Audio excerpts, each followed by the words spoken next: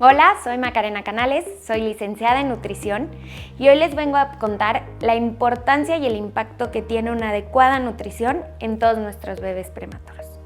¿Y por qué es tan importante que cuidemos esta nutrición? Porque hoy en día sabemos que el nacimiento prematuro es un problema global. 15 millones de bebés nacen demasiado pronto cada año. Y esto nos resulta en que 1 de cada 10 bebés nacen de forma prematura. El 75% de las muertes en los recién nacidos se podrían prevenir con una atención de calidad. Y esto se ha demostrado gracias a que en los países de altos ingresos sobreviven 9 de cada 10 niños que nacen prematuramente. Sin embargo, estamos viendo que en los países de bajos ingresos, solamente 1 de cada 10 niños llegan a sobrevivir. En Naucin, lo más importante que tenemos que ver es el crecimiento y el peso de un pequeño. ¿Por qué? Porque si un niño crece y gana de peso adecuadamente, nos está demostrando que hay una nutrición adecuada. ¿A qué nos referimos con una nutrición adecuada? Es este equilibrio en que no hay ni una sobrealimentación ni una desnutrición. Este manejo nutrimental adecuado va a ser de suma importancia. ¿Por qué es tan relevante el manejo nutrimental? Porque un recién nacido prematuro tiene características fisiológicas completamente diferentes a las de un bebé nacido a término. Un bebé prematuro tiene necesidades nutrimentales más altas porque tiene depósitos bajos, tiene una mayor tasa de crecimiento y por eso es importante que le aportemos altas cantidades de proteína, altas cantidades de energía y apoyemos estos depósitos con los lípidos necesarios para apoyar su desarrollo. La energía juega un papel fundamental, porque un bebé prematuro ha demostrado que tiene una tasa metabólica más alta y también una mayor pérdida de calor. Es por eso que la energía se la debemos de aumentar para poder cubrir esta pérdida que el bebé está teniendo. De igual forma, las proteínas van a apoyar este crecimiento y este desarrollo de los pequeños. Cuando nosotros aportamos una dieta o una nutrición deficiente en proteínas, vamos a afectar a este crecimiento del pequeño. Los lípidos también van a jugar una función fundamental. Van a ayudar a la recuperación de los depósitos corporales y al desarrollo tanto de la visión como cognitivo. Y las vitaminas y minerales nos van a apoyar a estos depósitos agotados para apoyar todo el desarrollo de este pequeñito. Es por eso que nosotros contamos con el Sistema de Nutrición para el Desarrollo de Bebés Prematuros o de Bajo Peso al Nacer, que es Prenan. Prenan nos va a aportar la energía necesaria que este bebé prematuro necesita para apoyarlo en esta pérdida energética.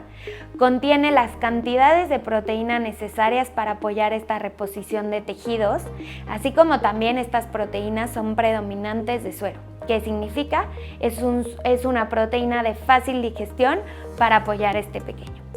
Por último, contiene triglicéridos de cadena media, vitaminas y minerales y DHA y ARA necesarios todos para apoyar este desarrollo. Contamos con 2 sistemas de nutrición Prenan. El formato líquida, que es un formato para pequeños menores de 1.800 gramos de peso, el cual nos aporta 24 kilocalorías por onza. Y también tenemos la versión polvo, en la que es para pequeños de más de 1.800 gramos de peso, que nos estará aportando 27 kilocalorías por onza. Estos 2 sistemas de nutrición tienen lo necesario en cuanto a proteínas y lípidos para apoyar a cada uno de nuestros pequeños prematuros. Es por eso que Prenan, mililitro a mililitro, va a acompañar a tu pequeño para que tenga la mejor tolerancia y nutrición en tus pacientes.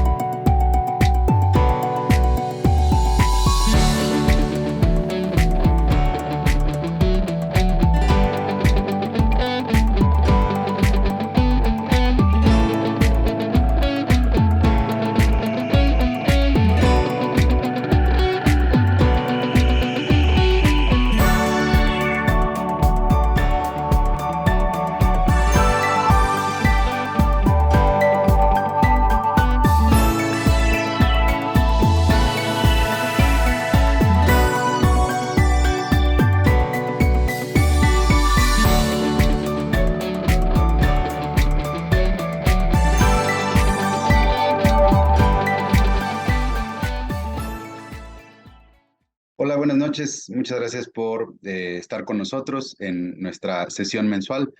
Hoy tenemos un tema interesantísimo por discutir. Vamos a comenzar con algunos avisos. Como lo hemos platicado en sesiones anteriores, queremos aclarar cómo funciona el aval y el puntaje para las sesiones. Este aval y puntaje se realiza por trimestre por indicación de la Federación Nacional de Neonatología de México y el Consejo Mexicano de Certificación en Pediatría Sección Neonatología. Entonces, cada trimestre enviamos la información de quienes asistieron virtualmente a nuestras sesiones de nuestra asociación, y los requisitos son la asistencia a través de Zoom, cumplir con una asistencia mínima de 80% en cada sesión y haber asistido de manera virtual al menos 2 de las 3 sesiones de cada trimestre. Habiendo dicho eso, pues platicamos que se consiguieron 20 becas presenciales para el Congreso Nacional de Pediatría que se está realizando en este momento. Continuamos con los talleres de ultrasonido pulmonar. Se han realizado 2, uno en el Congreso Internacional de Pediatría de Monterrey y ayer tuvimos el del Congreso Nacional de Pediatría. Y recientemente la Sociedad Latinoamericana de Residentes de Neonatología, Mónica Pretelini, nos pidieron que les diéramos un taller de Point of Care, de POCUS, y el foco principal pues va a ser ultrasonido pulmonar. Vamos a tener la primera sesión el 9 de agosto del 2023, estaremos compartiendo la información. Está sobre todo enfocado a residentes y evidentemente va a ser gratuito para ellos. Y hoy vamos a hablar de la espectroscopía cercana al infrarrojo, o el NIRS por sus siglas en inglés, que por muchos es considerado como el quinto signo vital y es una de las herramientas de neuromonitorización que tenemos más importantes y para calcular entrega de oxígeno. Y como pueden ver ustedes en esta fotografía, se puede hacer incluso en nuestros prematuros más extremos. Se ha demostrado que es factible y que da información muy valiosa. Les voy a dar un pequeño caso. Es un recién nacido de 40 semanas de gestación al nacimiento, con 41 semanas corregidas, 11 días de vida cuando lo valoramos por primera vez, producto de la gesta 3, parto 1, cesárea 2, control prenatal 8 consultas, 7 ultrasonidos reportando en el último oligohidramnios. Nace por vía abdominal, dan solo pasos iniciales y tiene un Apgar de 8-9 y se refiere posteriormente a la transición, empieza con cianosis profunda y se envía por sospecha de cardiopatía congénita. Esta se descarta, pero el recién nacido llegó con datos de un abdomen agudo, con una perforación intestinal y que tuvo una colostomía de 2 bocas. Nosotros lo recibimos con una insuficiencia respiratoria hipoxémica y vean, con un estado de gravedad muy importante.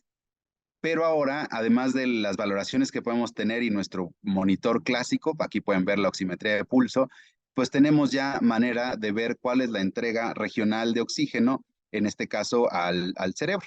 Entonces, es muy interesante porque con estas herramientas podemos integrar muy bien, por primera vez, además, de manera no invasiva, cuál es la entrega de oxígeno a nuestro recién nacido. Este bebé lo encontramos con datos de disfunción ventricular derecha muy importantes e hipertensión arterial pulmonar. Vean, a nivel del sistema nervioso central, los Dopplers con los índices de resistencia muy incrementados.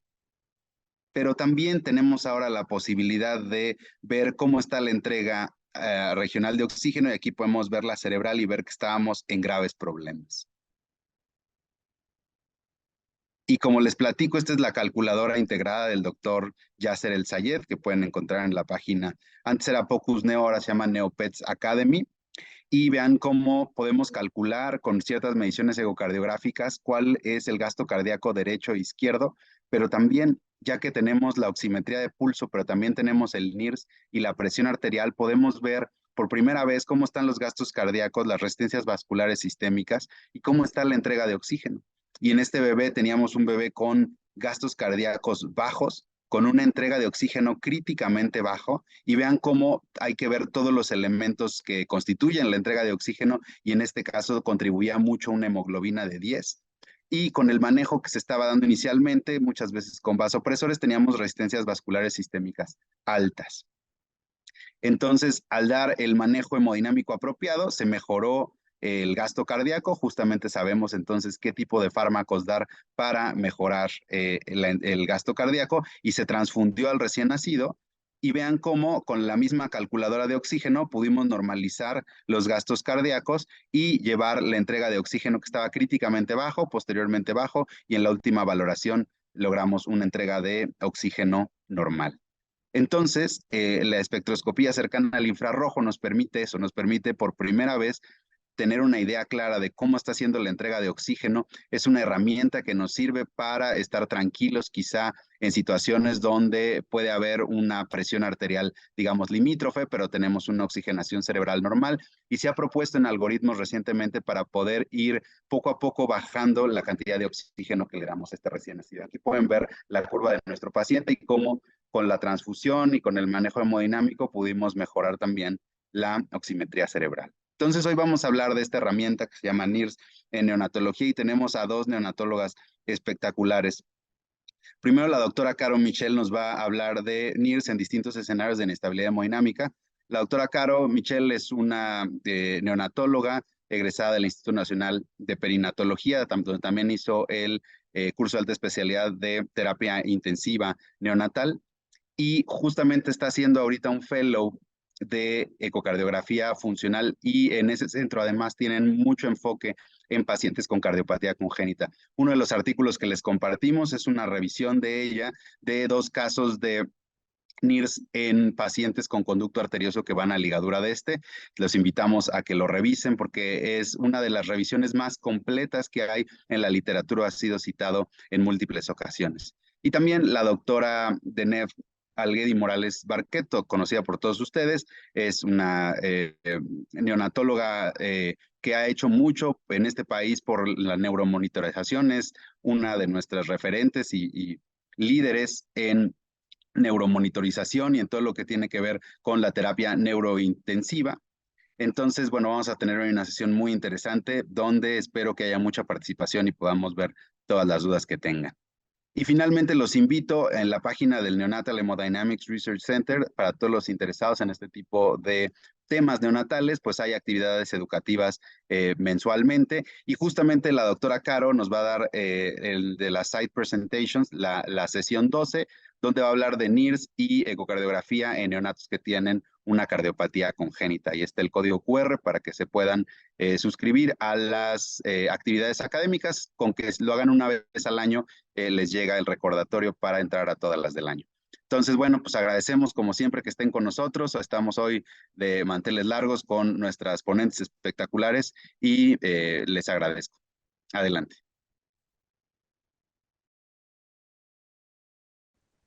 Hola, buenas noches. Yo soy Carolina Michel y es un placer estar aquí con ustedes para hablar de un poco de NIRS y de sus nuevos usos en neonatología. Antes de hablar de eso, quiero hablar un poco de NIRS como herramienta en general. Si bien es cierto que hay cosas que todavía no están bien documentadas o aprobadas por estudios para su uso. Es una herramienta muy importante porque nos permite la identificación temprana de estados de hipoperfusión, no es invasiva, es continua, su interpretación es fácil y además en muchos lugares al hacer una intervención podemos ver rápidamente la respuesta a ese tratamiento. Entonces, bueno, sabemos que se ha utilizado mucho para monitorizar la respuesta al tratamiento en conducto arterioso o incluso simplemente para ver la repercusión a nivel de la circulación cerebral y sistémica. El conducto arterioso, cuando es hemodinámicamente significativo, sabemos que se va a acompañar del robo diastólico y con ello el compromiso del flujo renal y esplénico. Y bueno, hay bastantes estudios donde se ha visto la circulación, la saturación somática, ya sea mesentérica o renal, que es significativamente menor en los bebés que tienen conducto arterioso. Y ya dependiendo de muchas cosas, de la edad gestacional, de el tiempo de exposición al cortocircuito, de la presencia o no de autorregulación, vamos a ver si se ve afectada también la circulación cerebral. Otra de las cosas importantes es que si vemos que la saturación cerebral está conservada y solo hay un cambio en la saturación renal, la diferencia somatocerebral, de la cual también se ha hablado que es importante, va a disminuir, y de esta manera se puede predecir también estados de bajo gasto.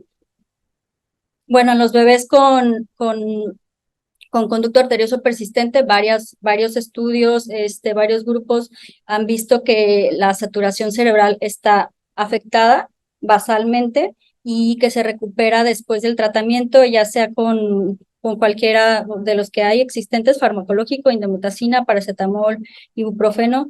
No hay diferencias, pero se ha visto en realidad resultados conflictivos. A veces se recupera justo después del tratamiento, a veces toma tiempo, incluso semanas. Y bueno, en el caso de la ligadura, se ha visto una disminución posterior a la ligadura. De eso vamos a hablar un poco en los siguientes minutos.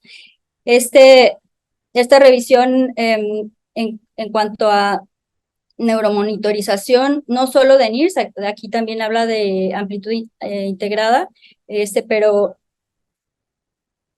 pues echa un vistazo a todas las repercusiones que puede tener en distintos marcadores, ¿no? No solo saturación, sino actividad eléctrica que puede estar asociada a la repercusión del conducto. En realidad sabemos que no hay una relación causal establecida, comprobada entre el conducto y la hemorragia intraventricular, pero aquí este grupo describe muy bien los distintos mecanismos por los que el conducto podría generar una lesión cerebral o hipoperfusión. Yo creo que la más importante o a lo mejor la más frecuente es una autorregulación cerebral, tal vez no desarrollada en las primeras horas de los recién nacidos prematuros. Después se puede agregar el fenómeno del robo a la circulación sistémica, y bueno, con el tiempo de la exposición al cortocircuito puede haber disfunción miocárdica. En términos generales, se estableció en otro estudio por la misma autora, por Valerie Chock, que en las primeras 96 horas el tiempo con saturación cerebral menor a 50 se asocia a mortalidad y alteraciones sonográficas, pero en ese estudio no se asoció a neurodesarrollo. Este es un estudio nuestro, son solo 2 casos muy bien documentados sobre el uso de NIRS somático y cerebral durante el cierre. La mayoría de los estudios previos describen la saturación cerebral o somática en puntos específicos, por ejemplo, 24 horas antes y luego el día del cierre y luego después 1 hora, 2 horas. Pero el NIRS en realidad sabemos siempre debe interpretarse como una tendencia, porque sería muy difícil, o sea, ha sido muy difícil establecer puntos de corte de una saturación regional normal en términos generales. Aquí vemos en este primer caso fue un bebé que tuvo ligadura quirúrgica, y vemos, por ejemplo, la saturación cerebral está inicialmente en 80, empieza a bajar. Aquí es la ligadura, pues esta disminución puede ser obviamente por efecto de anestesia, sedación, manipulación quirúrgica X.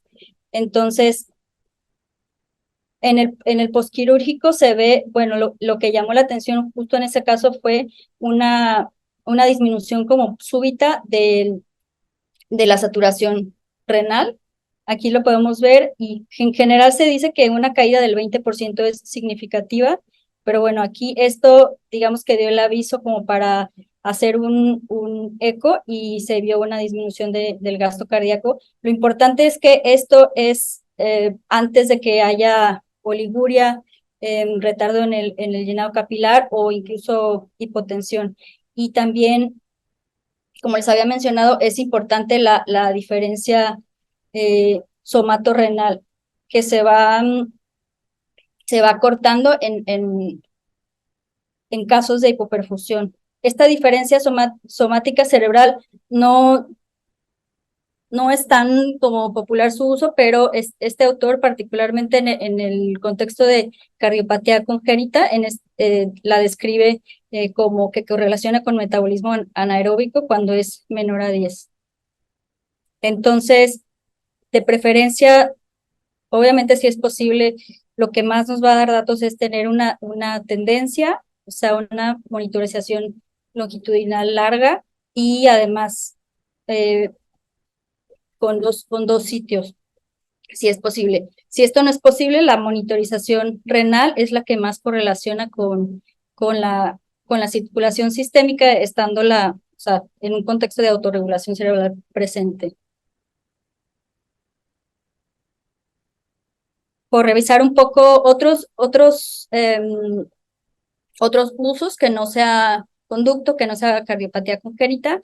Este estudio es un estudio de una terapia intensiva pediátrica en la que estudian a los bebés los niños, bueno, también bebés que ingresaron a la terapia intensiva o sea, como no planeados, o sea, no posquirúrgicos, y revisaron la saturación cerebral, renal, y correlacionaron con la necesidad de intervenciones como que se requieran para salvar la vida, llámese toracocentesis, pericardiocentesis, uso de vasopresores, cargas, y bueno, aquí vieron con diferencia estadísticamente significativa que el grupo que tuvo un NIRS menor a 70%, o sea, lo dividieron en esos grupos dependiendo de la saturación más baja en las primeras 4 horas. Los que tuvieron la mínima de menor a 70 tuvieron mayor necesidad de intervenciones como urgentes para salvar la vida. Y vean aquí cómo no todos tenían NIR cerebral al mismo tiempo, pero en aquellos que lo tuvieron, en conjunto, la mayoría tenía también menor saturación cerebral y no hubo diferencia entre la tensión arterial sistólica. Entonces, esto nos habla de que se pueden ir muchos estados de hipoperfusión o retrasarse el diagnóstico por utilizar solo la presión arterial.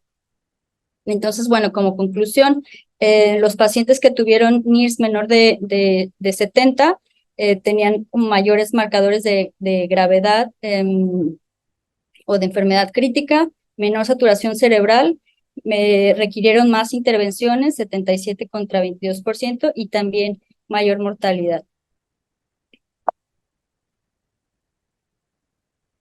Este es un estudio parecido en el que se ve la saturación renal como un indicador temprano de choque y concluye otra vez lo importante o lo que yo pienso que es lo más valorable del NIRS, que es que el gasto cardíaco, se puede detectar una alteración de gasto cardíaco antes de que otros parámetros convencionales o clínicos estén afectados.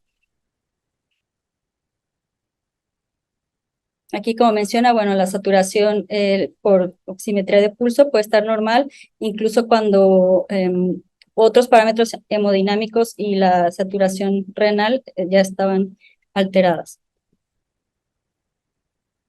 Este estudio es una revisión por el grupo de Stanford de indicaciones nuevas para el uso de NIRS, y realmente vienen son 10 casos en los que describe cómo aplicaron el NIRS para guiar diagnóstico y tratamiento.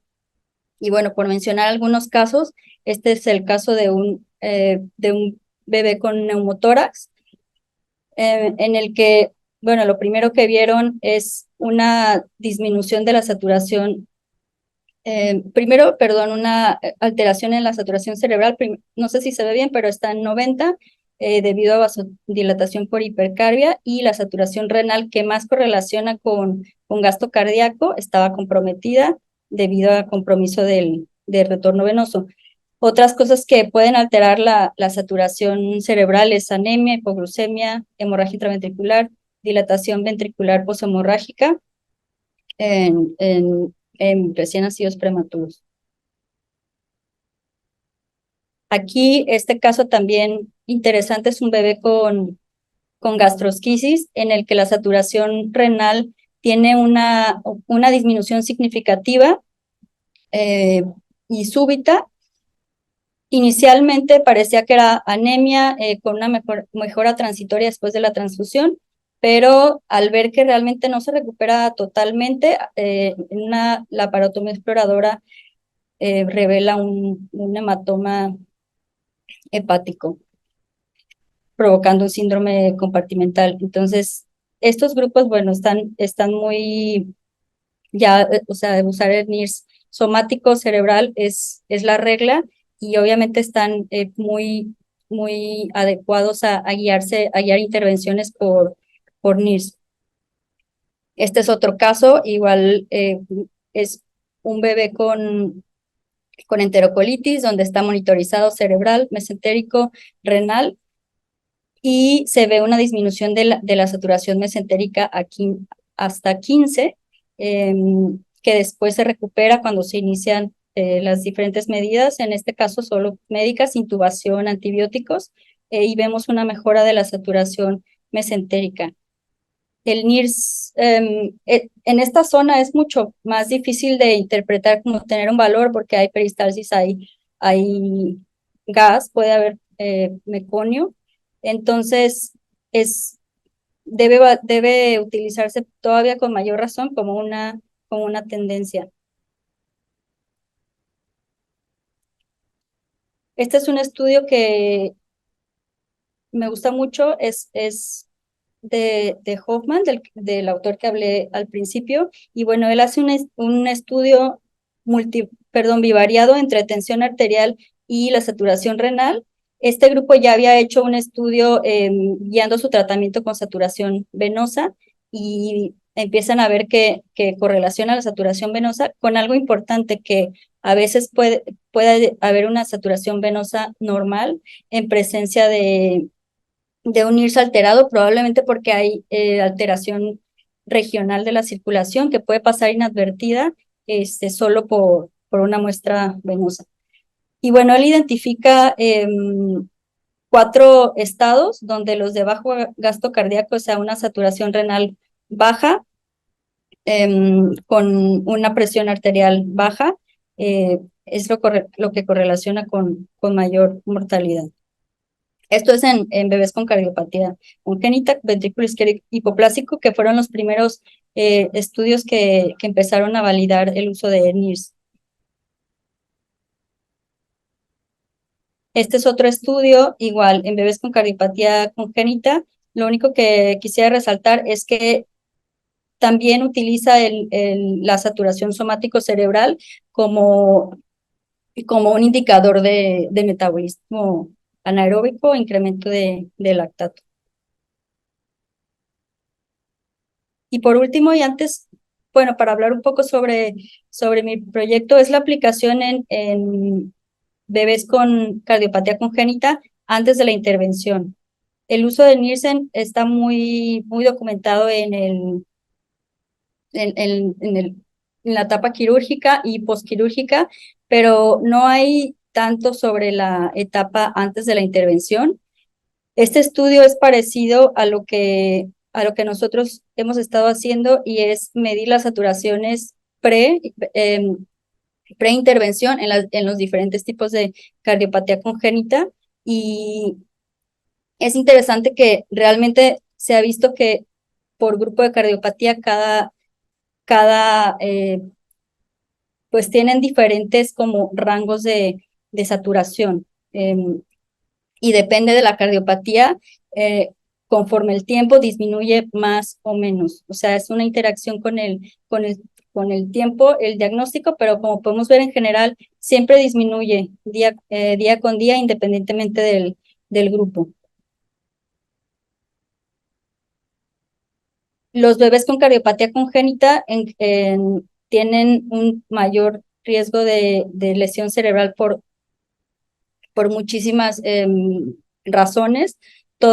Como que todo el espectro del cerebro del cerebro en el bebé de cardiopatía congénita es como una lesión isquémica, pero pareciera más de un cerebro inmaduro, o sea, como que tiene más similitudes con la lesión de tipo del prematuro, ¿no? De sustancia blanca, de hipoxia isquemia, inflamación a los oligodendrocitos inmaduros, y no tanto como de isquemia repercusión que se había pensado, o como en bebés con encefalopatía hipóxico-isquémica.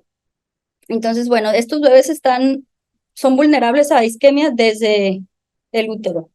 Sabemos que su cerebro es diferente, con menor migración neuronal, menor tamaño en general de la masa encefálica.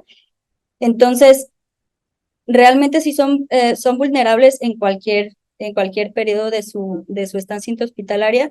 La parte prequirúrgica también podría ayudarnos a limitar a limitar la lesión cerebral.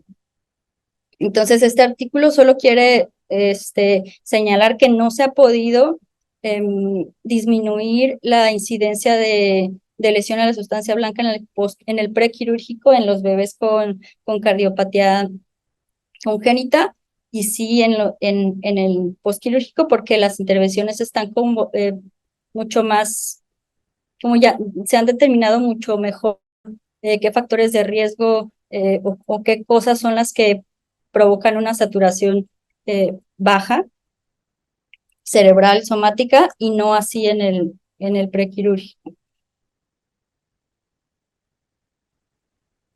Entonces, bueno, ya este es mi proyecto, es en el que se observan las saturaciones somáticas y cerebrales en los bebés con cardiopatía congénita los primeros días de vida, primeros 7 días o antes de la intervención quirúrgica.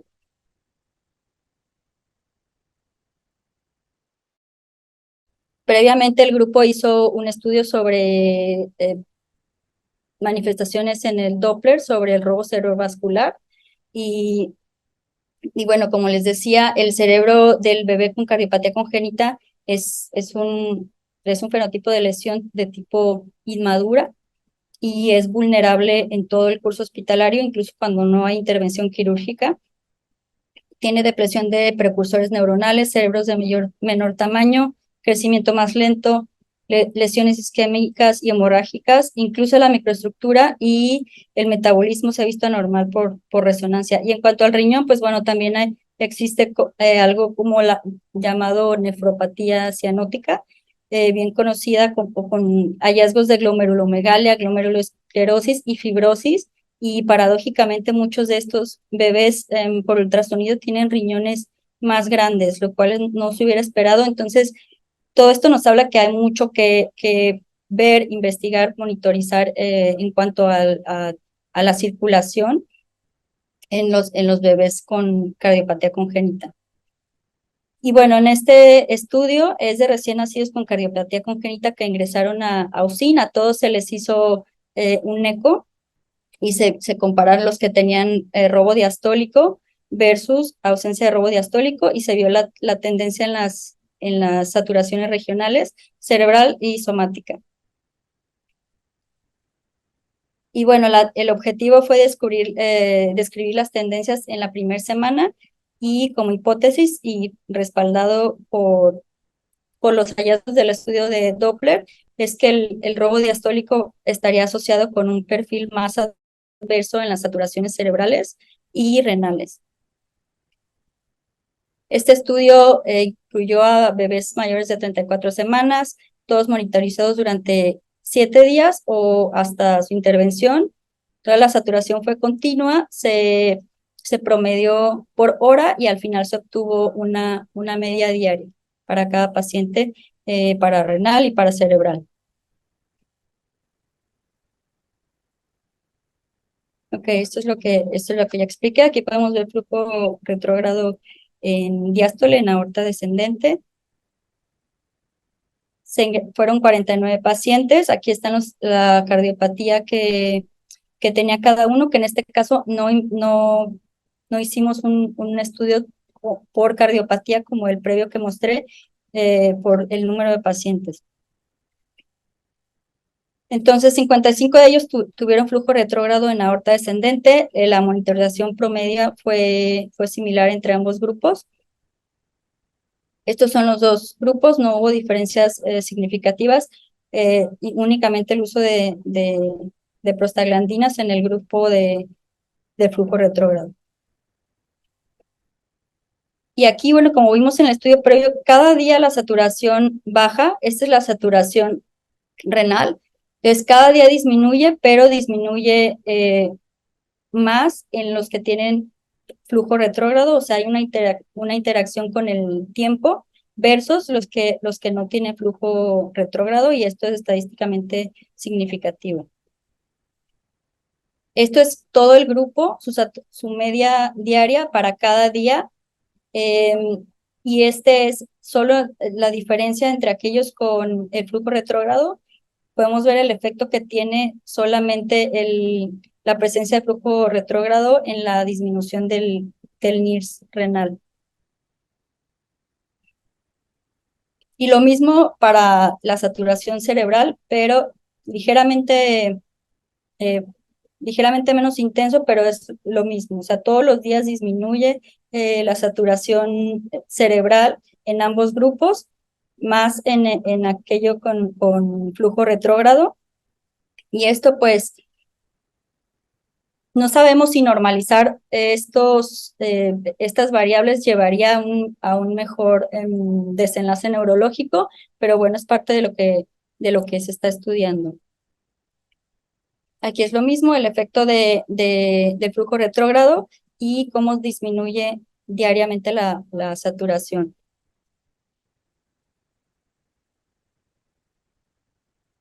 Y bueno, como vimos en el otro estudio que es parecido, las saturaciones renales y cerebrales disminuyen progresivamente en el periodo presoperatorio, independientemente de la presencia o ausencia de flujo retrógrado, pero es más profunda en aquellos que tienen flujo retrógrado, y cuando más se ve es el grupo de la saturación renal en aquellos bebés con flujo retrógrado.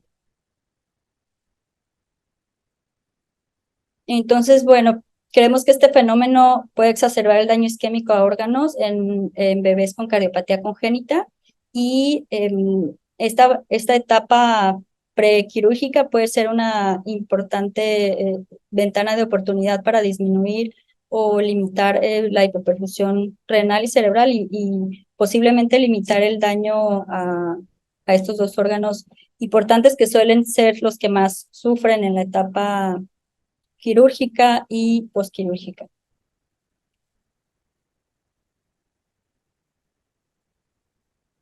Gracias, pues con eso me gustó compartir mi estudio, y quisiera concluir nada más que el NIRS siempre es mejor utilizarlo como una tendencia. Puede aplicarse en cualquier escenario que haya hipoperfusión. Realmente el NIRS, sobre todo el NIRS renal, nos va a alertar sobre una disminución del gasto cardíaco, y en muchas unidades realmente si se pudiera monitorizar, veríamos que prácticamente en cualquier situación de hipoperfusión puede disminuir antes que los parámetros clínicos que solemos utilizar para guiar una intervención. Y bueno, siempre es mejor interpretarlo como una tendencia, y si se puede, pues que sea en dos sitios. Gracias. Hola, buenas noches a todos. Antes que nada quiero agradecer al doctor Daniel Ibarra y a la Asociación de Neonatólogos del Distrito Federal y Valle de México por la invitación a esta sesión. Y el día de hoy yo les voy a hablar sobre NIRS en neonatología, el quinto signo vital. ¿Ok? Entonces, bueno, NIRS para empezar son las siglas en inglés del equipo conocido como Near Infrared Spectroscopy y ya más adelante les voy a platicar un poco de este equipo. Entonces, bueno, de manera inicial, nosotros siempre cuando estamos tratando un recién nacido o un paciente en general, sabemos que puede haber ciertas enfermedades que causen alteración en la perfusión y falta de oxígeno a los tejidos. Y esto a la larga va a ser una de las principales causas de morbimortalidad, pero sobre todo en el recién nacido, pues esto puede ocasionarnos un daño cerebral permanente que a largo plazo puede ocasionar alteraciones en el aprendizaje, alteraciones motoras, epilepsia.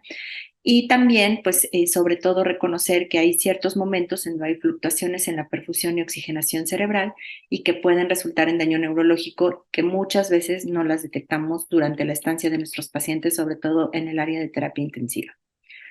Entonces, para asegurar nosotros una adecuada entrega de oxígeno a los tejidos, en general nos basamos en 3 sistemas, que es el sistema respiratorio, que cuando está deficiente pues nos va a causar hipoxemia, en el sistema cardiovascular, que si hay una alteración causaría una hipoxia isquémica, y en el sistema sanguíneo, que principalmente sería por anemia, una anemia hipóxica. Y esto aunado a que nosotros en nuestros recién nacidos pues tendremos ciertos mecanismos compensatorios, pero sin embargo son muy inmaduros. Por ejemplo, la autorregulación, que es esta reactividad vascular a nivel cerebral sobre todo e intestinal, pues está deficiente. El segundo mecanismo pues es una alteración en el incremento de la extracción de oxígeno justo por la capacidad de la hemoglobina que en su predominio es fetal, así como entrar en un metabolismo anaerobio, ya sea por una hipoxia prolongada y finalmente una falla energética secundaria. Entonces, cuando nosotros hablamos de función cardiovascular y nos enfocamos sobre todo en los datos clínicos, pues vemos que hay diferentes indicadores como la taquicardia o hipotensión, aumento en el llenado capilar, que nos van a reflejar una fisiopatología específica, ¿no? Entonces, vean, por ejemplo, la taquicardia, pues en inicio es para incrementar el gasto cardíaco, la hipotensión sistólica nos va a indicar una disminución del gasto cardíaco, la hipotensión diastólica principalmente es un indicador de cómo están las resistencias vasculares sistémicas y la precarga, el aumento del llenado capilar y la palidez nos pueden reflejar vasoconstricción, la alteración en el estado de conciencia, pues sobre todo por una alteración en la presión de perfusión cerebral, así como el gasto urinario, disminución en la presión de perfusión renal, una elevación del lactato fuera del periodo de recién nacido inmediato, pues nos indica un metabolismo anaerobio, así como una acidosis metabólica con un déficit de base mayor a 8, así como una baja saturación venosa central, pues van a indicar un incremento en el consumo de oxígeno. Entonces, nosotros lo que debemos de hacer siempre es pues tratar de mantener esta estabilidad cardiovascular que se va a enfocar principalmente a mantener las resistencias vasculares tanto sistémicas como pulmonares, un adecuado gasto cardíaco y esto finalmente pues se va a reflejar como la resistencia al final de los tejidos. Entonces, el problema es que nosotros no podríamos tener una medición con estos marcadores clínicos de que estamos entregando de manera adecuada el oxígeno para cubrir las demandas metabólicas, ¿no? Excepto pues que nosotros tenemos marcadores como mantener un adecuado gasto cardíaco, así como una adecuada hemoglobina y una adecuada oxigenación para asegurar que al menos hay oxígeno en la sangre que va a distribuirse a los tejidos, ¿no? Pero si quisiéramos medir específicamente el oxígeno en los tejidos, pues probablemente tendríamos que hacer mucho más medidas, ¿no? Ahorita es justo lo que vamos a hablar. Entonces, un concepto que debemos de tener siempre claro, sobre todo en el periodo neonatal, es la autorregulación cerebral, la cual se refiere a este balance que va a haber entre la presión arterial media y el flujo sanguíneo cerebral. Entonces, aunque sabemos que esto es difícil de definir en el periodo neonatal, sabemos que hay una meseta o una cierta presión arterial media que nos va a indicar una adecuada presión de perfusión cerebral. Entonces, esto por supuesto variará si el cerebro está en reposo o está activo, pero hay siempre un nivel isquémico en el cual pues no deberíamos de bajar. Se asume por diferentes estudios que este nivel isquémico está alrededor de los 30 milímetros de mercurio y que además, bueno, nosotros deberíamos de mantener independientemente de la edad gestacional, pues una presión arterial media que nos garantice la entrega de oxígeno a todos los tejidos. Entonces, cuando nosotros hablamos de estos conceptos, tenemos además de tomar en cuenta que en el periodo neonatal el efecto de la presión intracraneana pues realmente no tiene mucha importancia, sí, obviamente la tiene para función cerebral, pero no tanto en cómo altera esto el flujo sanguíneo cerebral. Entonces, un concepto importante aquí es, por ejemplo, cómo cuando nosotros tenemos eventos que bajen la presión arterial o que bajen el CO2 o que aumenten el pH, esto va a ocasionar una baja del flujo sanguíneo cerebral. Y cuando nosotros tengamos aumento en la presión arterial, aumento en el CO2 o baja en el pH por acidosis, pues esto va a generar una vasodilatación cerebral. Y esto lo vamos a ver reflejado por el NIRS. Ok, entonces, cuando nosotros hablamos de la saturación arterial, que es la que estamos habituados a medir, pues no es lo mismo que la saturación regional, como tampoco es lo mismo hablar de TA que sea igual al flujo sistémico o al flujo sistémico a nivel, cerebral. Siempre va a haber una discordancia que sobre todo en el periodo neonatal se calcula que podría ser hasta de un 42%. Y este es un ejemplo de un estudio hecho por el grupo del doctor Patrick McNamara, en donde vemos cómo pues no hay una correlación. Ellos lo que hicieron fue medir el gasto cardíaco a nivel del ventrículo izquierdo y además el flujo sanguíneo a nivel de la vena cava superior. Y esto vieron cómo pues en realidad no siempre correlaciona con la presión arterial. Entonces ven, en la línea de las X se encuentra la presión arterial media y en la línea de las Y, en este caso es el gasto cardíaco izquierdo y este es el flujo sanguíneo a nivel de la vena cava superior. Y vean cómo pues vemos una distribución bastante, digamos, amplia de todos estos valores, en donde si nosotros quisiéramos correlacionar que hay baja presión sanguínea y bajo flujo, pues esto solo se encuentra en un 19% de los casos. Aquí vean cómo, en cambio, en 20% el flujo es normal y la presión es baja, y en 22% al contrario, el flujo es bajo y la presión sanguínea es normal. Entonces, pues no hay correlación entre estas mediciones. Entonces, justo esta tecnología llamada NIRS es una monitorización continua que va a ser no invasiva y nos va a medir la saturación regional de oxígeno, sobre todo dependiendo donde nosotros coloquemos el sensor.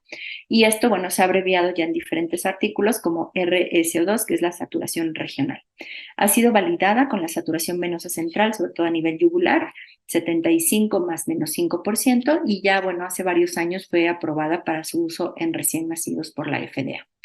Entonces, bueno, el NIRS proviene o su origen es de la misma tecnología del oxímetro de pulso, sobre todo el principio de Beer-Lambert, en donde se van a determinar los diferentes espectros de luz que se van a unir a hemoglobina, que van a estar unidos a agua o a hemoglobina, pero cuando no está oxigenada. Y más o menos en este espectro de luz que va a oscilar entre los 780 a 830 nanómetros es donde va a encontrar estas diferencias en la absorción de la luz y la hemoglobina al oxígeno. Entonces, en el 1940, bueno, sabemos todos que se desarrollaron los oxímetros de pulso y ya para el 70 se demostró esta tecnología para saturación regional y es en 1985 cuando se utiliza sobre todo para recién nacidos con asfixia. Entonces, lo que hace este tipo de sensores es que la luz que se emitida por una fuente de luz va a propagar por medio de los tejidos y va a tener dos receptores, uno superficial y uno profundo, que son los que van a detectar este cambio en la absorción de la luz, ¿no? O estos cambios en la longitud de onda y cómo va a estar unido o no unido a oxígeno, esa hemoglobina que va a ir recorriendo los tejidos. Aproximadamente esto penetra 2 a 2.5 centímetros y nosotros podemos sacar de manera manual el porcentaje de extracción de oxígeno de los tejidos. Ahora, esto en realidad nos va a representar una relación entre arterias y venas, ¿no? O sea, en realidad es un flujo mixto que sería un poco más de los capilares.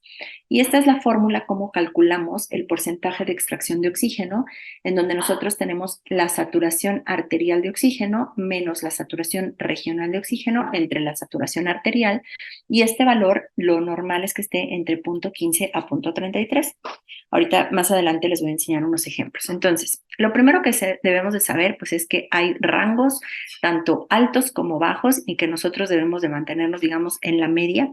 Estos rangos se han establecido entre 55 como valor mínimo y 85 como valor máximo, pero lo que sobre todo debemos entender es lo que nos están representando estos valores.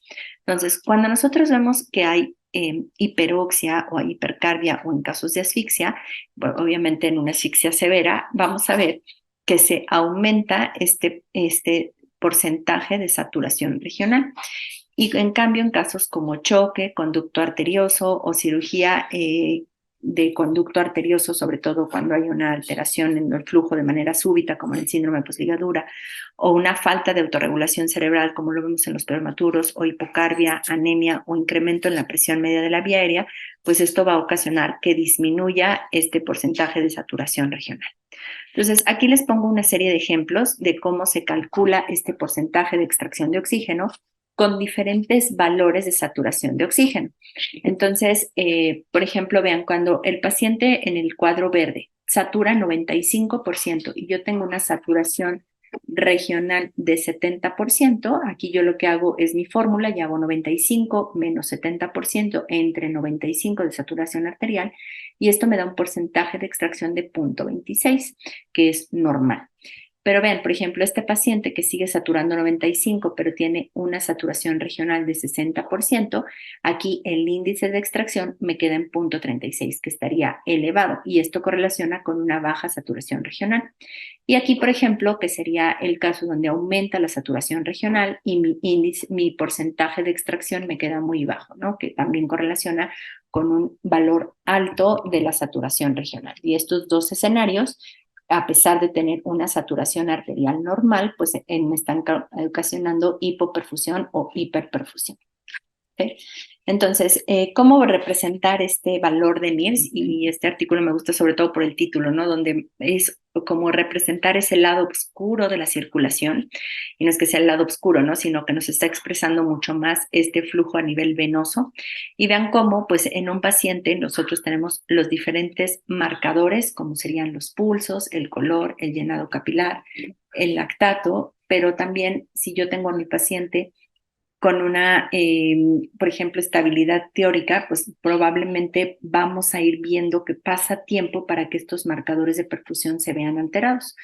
Y, por ejemplo, este paciente, ¿no? Que tiene una frecuencia de 141, es un prematuro de 32 semanas, tiene una presión de 55/23, con una frecuencia respiratoria parcialmente elevada, es un paciente que está en CPAP, yo pues diría, a lo mejor está polimnéico, pero no veo otro dato muy alterado. Sin embargo, si yo viera el NIRS de este paciente, por ejemplo, tiene una saturación cerebral de 37.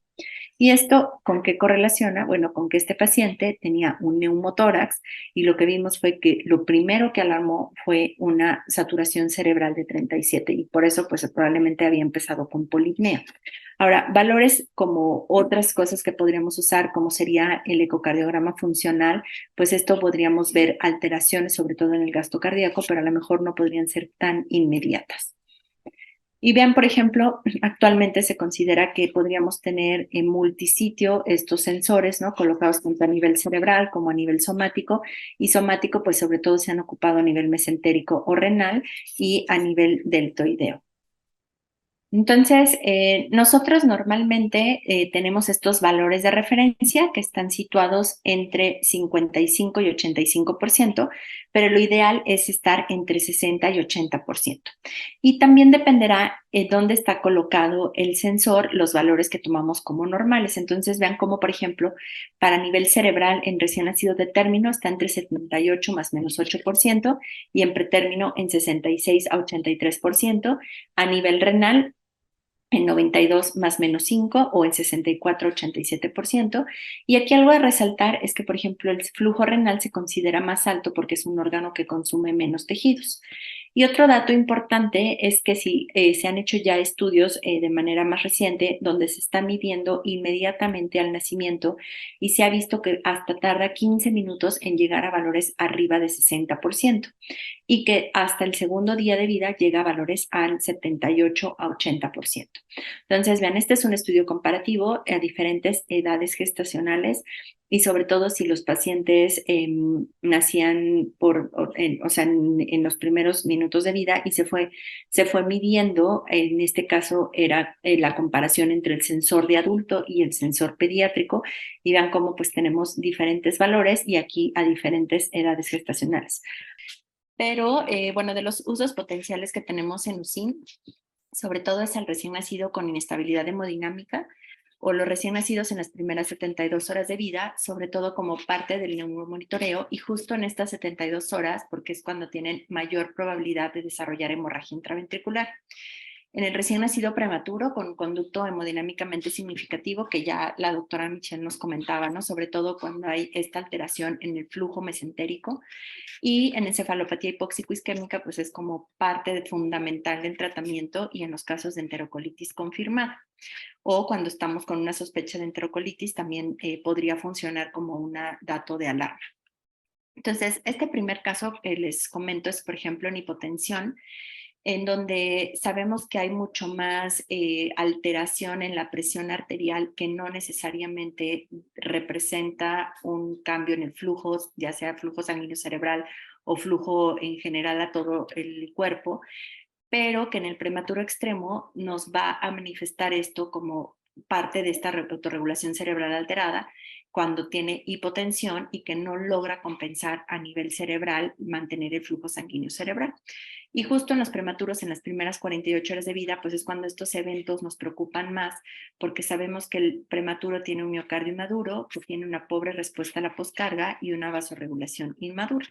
Entonces, por ejemplo, les pongo el caso, esta es una recién nacida, prematura, en sus primeras 2 horas de vida, está en CPAP, aparentemente todo está, tiene buen color, no hubo ninguna complicación durante el nacimiento o a la reanimación, pero tiene una TA media de 23 y es una bebé de 28 semanas, ¿no? Entonces, en general, pues ahí prendemos, ¿no? Como será normal, no será normal, es normal que todavía no orine en las primeras 2 horas de vida, ya la tenemos canalizada, le pusimos un catéter umbilical, pero ¿hacemos algo más o no hacemos más? Entonces, por ejemplo, es uno de los algoritmos, está publicado en el libro del doctor Polín de hemodinámico, en donde ya nos proponen el NIRS como una herramienta aunada a la ecocardiografía funcional para valorar el estado hemodinámico en estos momentos como vulnerables o críticos de un prematuro extremo en el primer día de vida.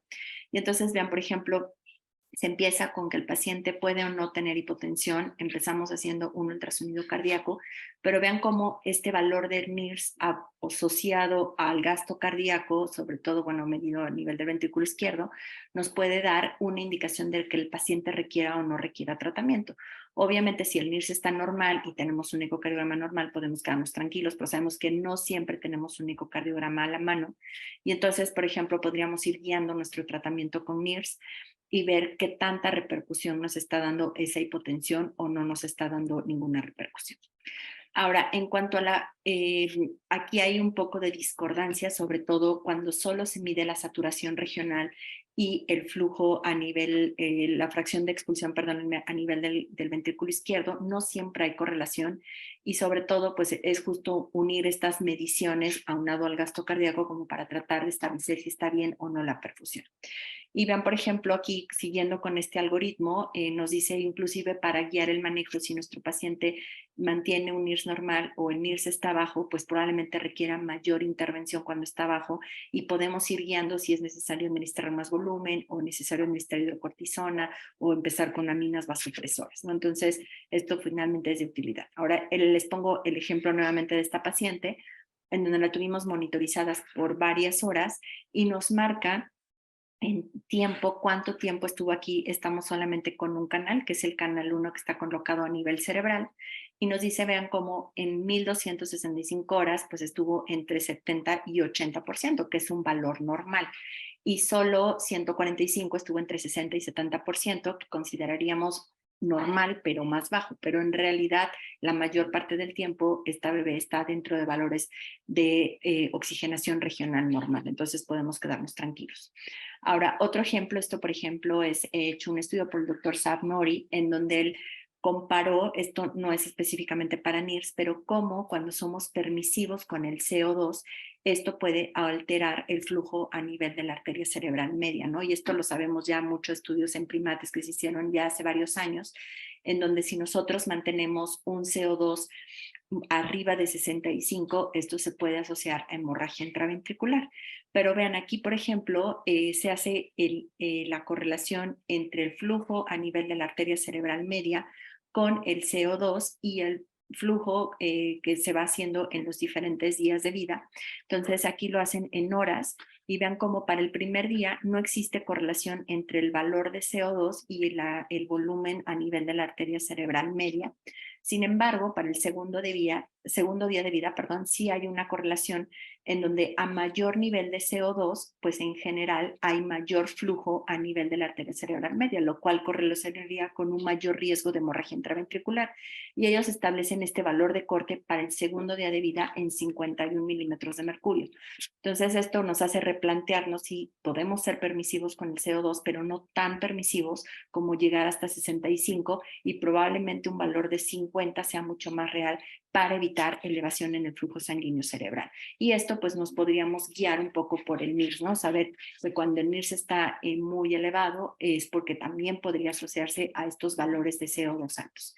Y como dentro del equipo de monitoreo, sobre todo en las primeras 72 horas de vida, pues ya se ha establecido como no solo es con ultrasonido transfrontalar, sino NIRS y también electroencefalograma de amplitud integrada, una estrategia que nos va a dar un manejo mucho más orientado en nuestros prematuros extremos. Y vean, por ejemplo, este es un diagrama desarrollado en la Universidad de Utrecht con la doctora Linda de Vries, en donde ellos, como parte de este neuromonitoreo o monitoreo temprano, colocan siempre en los menores de 28 semanas, en las primeras 72 horas de vida, electroencefalograma de amplitud integrada, NIRS, se hace además ultrasonido transpontanelar a la admisión al día 3, al día 5 y al día 7, y en los niños que tuvieron alguna alteración se hace en el ultrasonido, se hace una resonancia magnética a la edad corregida de término y además se hace evaluación de movimientos generales previo al alta o al llegar a término y posteriormente se da un seguimiento tanto con movimientos generales como con ya evaluaciones de neurodesarrollo como podrían ser Bailey o alguna otra evaluación especializada. Entonces, vean, esto, por ejemplo, es parte de lo que se hace ya de manera rutinaria en muchas unidades de cuidados intensivos neonatales, en donde el paciente tiene un NIRS colocado a nivel cerebral, a nivel renal, además se tiene un monitor continuo de hemoglobina, además de índice de perfusión y obviamente saturación arterial de oxígeno, ¿no? Entonces, vean, esta es otra paciente, ¿no? Está en CPAP, tiene colocado su NIRS a nivel cerebral, tiene un NIRS renal, tiene su monitoreo continuo, tiene oxímetro en 2 sitios, uno se está determinando pues, en un monitoreo continuo y el otro además nos está sirviendo para medir hemoglobina. Y vean cómo esta PB además pues tiene colocado electroencefalograma de amplitud integrada y esto se utiliza sobre todo pues en estos primeros días, inclusive hasta la semana de vida, para poder detectar prontamente si hubiera alguna alteración. Ahora, este es otro estudio hecho con la medición de flujo a nivel de la vena cava superior, al igual que saturación regional. Y en este estudio lo que ellos fueron a ver eran los pacientes que tenían mayor riesgo de fallecer o de sobrevivir. Y vean cómo los pacientes que tienen mayor flujo a nivel de vena cava superior, aquí es nivel de flujo de vena cava superior, tuvieron o un flujo más estable y tuvieron un NIRS más estable, son los pacientes que sobrevivieron, en cambio los que tenían menor flujo y los que tenían una saturación regional son los pacientes que fallecieron. Lo mismo ocurre, por ejemplo, en apneas. En esto, son ejemplos de cómo cuando un paciente hace apnea puede bajar la saturación arterial de oxígeno, puede bajar la frecuencia cardíaca, a veces primero bajar a la frecuencia cardíaca o primero bajar a la saturación, pero como el NIRS pues persiste este tiempo bajo y es decir, bueno, estas apneas que a veces consideramos como muy inocuas, pues realmente están causando alteración en el flujo sanguíneo cerebral. Ahora, conducto arterioso, pues es uno de nuestros grandes cocos en neonatología y sobre todo ahora con todo el dilema de si cerrarlo o no cerrarlo, ser manejos mucho más expectantes. Sabemos que pues sí, el conducto arterioso puede tener mucha repercusión a nivel sistémico, pero sobre todo cuando hace este robo diastólico y que esto podría ser una guía NIRS para guiar nuestra respuesta al tratamiento. O en los casos de choque súbito, ¿no? Donde ya tenemos desarrollados protocolos como el protocolo SAFE por ultrasonido para tratar de detectar tempranamente dónde podría estar esta alteración cuando un paciente tiene un choque súbito o un paro súbito. Y sí estamos obligados a detectar cardiopatías congénitas, neumotoras o casos como derrame pericárdico, derrame pleural, y esto lo guiamos por ultrasonido, pero sabemos que muchas veces es el NIRS el que nos puede alarmar primero, ¿no? Entonces, digo, estos son algunos casos que hemos tenido ya en el hospital. Este, por ejemplo, es el caso de una niña que tenía un conducto arterioso con repercusión, que ya nos estaba dando pues un NIRS, aunque dentro de los rangos normales, constantemente en 60, no subía, tenía una presión diastólica baja. Y entonces, bueno, esta niña se decidió hacer un cierre quirúrgico, una prematura de 700 gramos. Y entonces vean cómo en este, por ejemplo, teníamos un monitoreo multicanal con monitoreo cerebral, monitoreo a nivel renal y a nivel mesentérico, y cómo vemos esta repercusión que aunque a nivel cerebral nos mantenía valores normales en la mayor parte del tiempo, vean cómo a nivel renal y mesentérico pues tiene persistentemente bajo su saturación regional.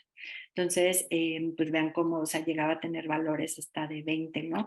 Y en los casos también donde, por ejemplo, vean, tenemos alteración en el flujo mesentérico, vean este color, ¿no? Es un paciente con enterocolitis, pues vemos cómo también pues es un buen monitor para ver cómo está el flujo a nivel intestinal. Otras mediciones que, por ejemplo, se han aunado, pues también es medir índices de resistencia por medio del ultrasonido transfontanelar.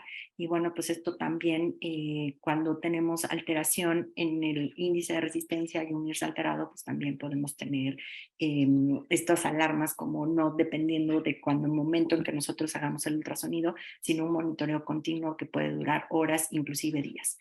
Y por ejemplo, este es el caso de otro paciente que tenía un conducto con repercusión hemodinámica. Ya sabíamos, estábamos intentando el cierre farmacológico. Sin embargo, este paciente debuta con una hemorragia pulmonar, ¿no? Y entonces esto que vemos aquí es cómo está el canal a nivel cerebral, el canal a nivel mesentérico, que ya sabíamos que estaba baja, pero todos estos descensos que vemos es porque el paciente tenía una hemorragia pulmonar masiva y no se podía intubar. Y entonces vean cómo estas bajadas en la saturación cerebral son todos estos intentos de intubación. Obviamente esto pues es muy grave que pase, pero como si no lo medimos, pues no sabemos, ¿no? Entonces estamos 20 segundos, intentamos preoxigenar, intentamos intubar, pero el paciente no logra ser intubado y el cerebro es el que está pagando, ¿no? O sea, bajas y bajas y bajas en la saturación regional a nivel cerebral. Y este es un artículo también publicado por el grupo de la doctora Petra Lemers, en donde se ha dado un valor del NIRS, sobre todo en los casos de conducto arterioso, cuando el NIRS, digo, esto ha sido con un monitoreo que ellos mantienen de manera constante, pero cómo esto podría ser un marcador de repercusión a nivel cerebral por el conducto arterioso conforme van pasando los días. Entonces, vean, ellos lo que hicieron fue clasificar a los pacientes en los que ya tenían conducto arterioso, pero van pasando los días con conducto arterioso, ¿no? Entonces los primeros 7 días, después de 8 a 14 días, posteriormente de 15 a 21 días o más de 21 días, y ellos midieron por resonancia magnética cómo está el volumen a nivel cerebelar y cómo esto correlaciona con un score motor y cognitivo alterado. Y entonces, sobre todo el paciente que persiste más de 21 días con el conducto arterioso, esto va a afectar el desarrollo del cerebelo. Y esto, bueno, ellos además, bueno, en la medición de NIRS, vieron que hasta que se cerraba el conducto arterioso mantenían el NIRS, y sobre todo nos está reflejando esta respuesta compensatoria a nivel miocárdico, en donde el paciente que no logra compensar y que no tiene una adecuada respuesta compensatoria, pues el paciente tiene un NIRS bajo, y probablemente esto es lo que correlaciona más con esta alteración en el desarrollo del cerebelo. Ahora, el estudio SafeBoost yo creo que es uno de los estudios pioneros de NIRS en prematuros, en donde se establecieron guías de tratamiento para ver qué hacer, ¿no? O sea, yo monitoreo con NIRS, pero ¿qué hago si está bajo o qué hago si están altos? Ahora, algo importante es que en SafeBoost, tanto en el 2 como en el 3 que recientemente se publicó en el New England, usaron sensores de adulto, y entonces probablemente estos valores que han marcado como referencia entre 55 y 85 vayan a cambiar en los diferentes estudios, pero nos da una guía de cómo, qué hacer cuando tengo un valor por debajo de 65, pues valorar el estado cardiovascular, ver si es necesario iniciar inotrópicos o vasopresores, obviamente valorar si es posible cómo está el flujo de la vena cava superior, o necesitar algún manejo, sobre todo a nivel ventilatorio, que el paciente tenga un exceso de presión a nivel pulmonar y que probablemente por eso está bajando el NIRS, ¿no? Si tenemos disponible ecocardiografía, pues ver cómo están los valores, y si no está disponible el ecocardiógrafo, guiarnos, por ejemplo, con un lactato de más de 3.5, un llenado capilar de más de 3 segundos, o una oliguria de menos de 1 mililitro por kilo por hora, y considerar el tratamiento inotrópico, disminuir la presión media o reducir los vasopresores, y considerar en casos de donde ya sepamos que hay un conducto, pues iniciar tratamiento médico.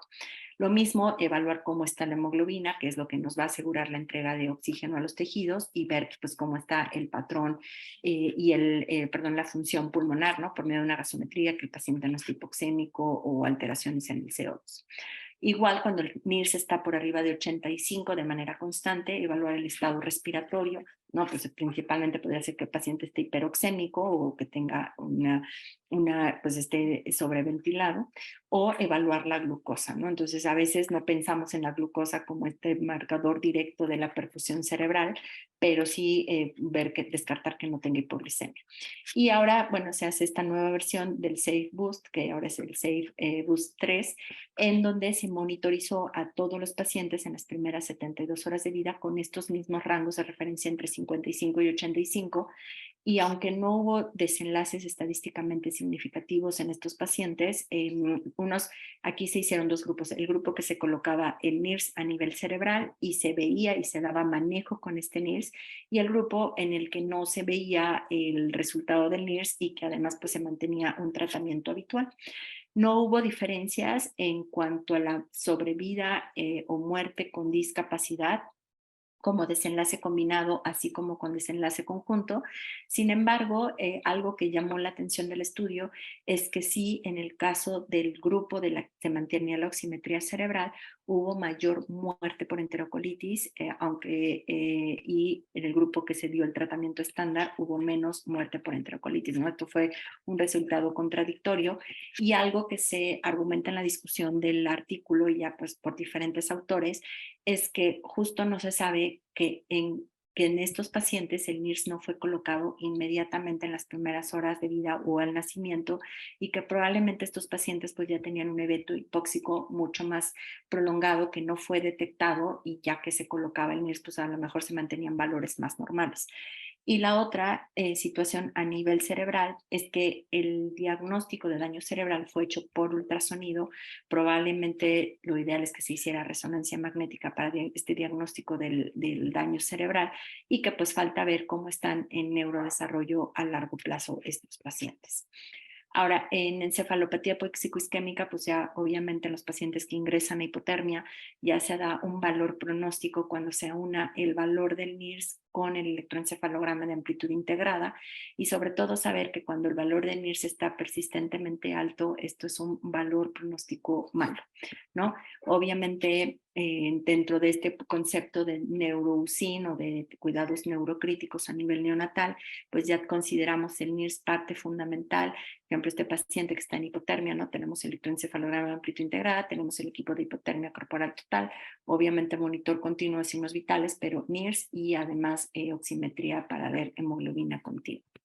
Y vean ahora algo que se está dando mucho énfasis es la variabilidad del NIRS, en donde nosotros este es un estudio hecho por el doctor Juan Hernández y el doctor García Alix, en donde ellos vieron que esta variabilidad del NIRS a lo largo del tratamiento de hipotermia lo cortaron cada 6 horas, y además en el periodo de recalentamiento, cuando se tiene no al paciente excesivamente sedado, ¿no? Sino simplemente con un manejo analgésico adecuado, el NIRS tiene que tener una variabilidad mayor al 5% para establecer un buen pronóstico neurológico. Pero si yo tengo un electroencefalograma, por ejemplo, en este que es un patrón continuo normal, además de un NIRS normal, pues esto me da un buen pronóstico. Obviamente habrá que ver cómo está la resonancia magnética, pero esto ya de entrada sé que a este paciente le debería de ir bien neurológico. Y este, por ejemplo, es otro caso.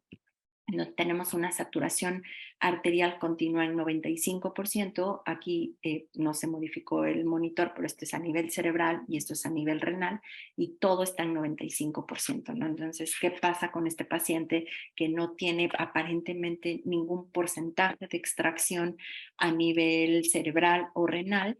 Y vean cómo está su electroencefalograma de amplitud integrada, ¿no? Es prácticamente un trazo de bajo voltaje continuo, prácticamente isoeléctrico, y esto lo que nos está representando pues es un paciente en muerte cerebral. Ahora, en enterocolitis voy a ser muy breve porque en realidad no hay nada concluyente, pero se ha visto mucho como su utilidad, sobre todo para ver o predecir un paciente que podría desarrollar enterocolitis o este concepto del daño intestinal asociado a la transfusión. Podría también ver cómo el NIR se ve alterado o cuando se transfunden y ver cómo se comporta en las siguientes horas como para valorar el inicio de la alimentación. Entonces, por ejemplo, vean este paciente que les presentaba, ¿no? Que era un conducto arterioso, que además hizo un cuadro de enterocolitis, que ya también sabíamos que estaba con un flujo reverso a nivel de la arteria umbilical. Pues esto finalmente nos va a dar un monitoreo continuo si tuviéramos el NIRS.